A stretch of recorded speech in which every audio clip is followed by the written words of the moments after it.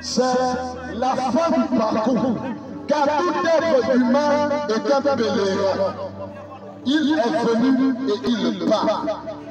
Sauf que la mort ne cogne pas à la porte de quelqu'un pour lui dire « Voici, je viendrai à ton rendez-vous demain ». J'ai souvent un exercice que je donne souvent à tout le monde.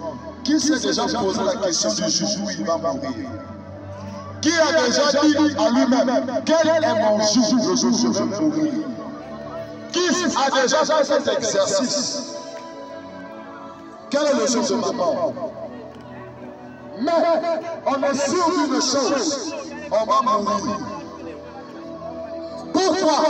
Parce que nous avons enterré beaucoup de personnes avant nous. Mais on n'a jamais posé la question, à quand mon tour? Je ne sais. Aujourd'hui peut être ton dernier jour.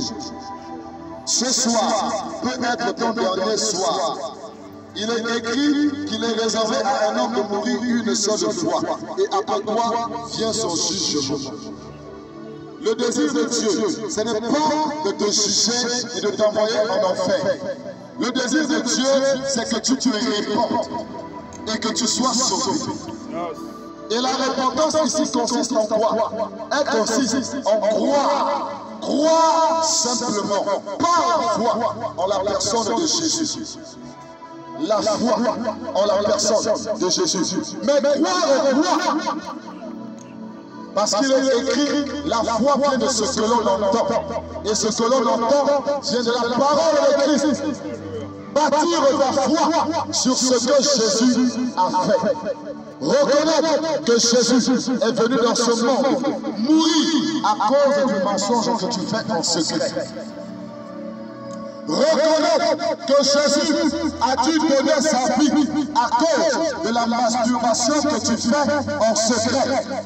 Reconnaître que Jésus a donné sa vie à cause de l'orgueil, l'arrogance, la rébellion envers les parents que tu fais.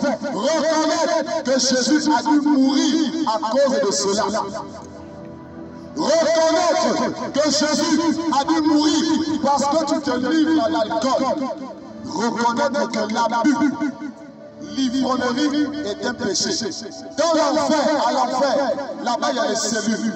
Il y a la cellule des ivrognes, la cellule des impudiques, la cellule des fornicateurs, la cellule de ceux-là qui sont idolâtres. Il y a les cellules des prisonniers. Le mensonge, il y a la cellule des menteurs.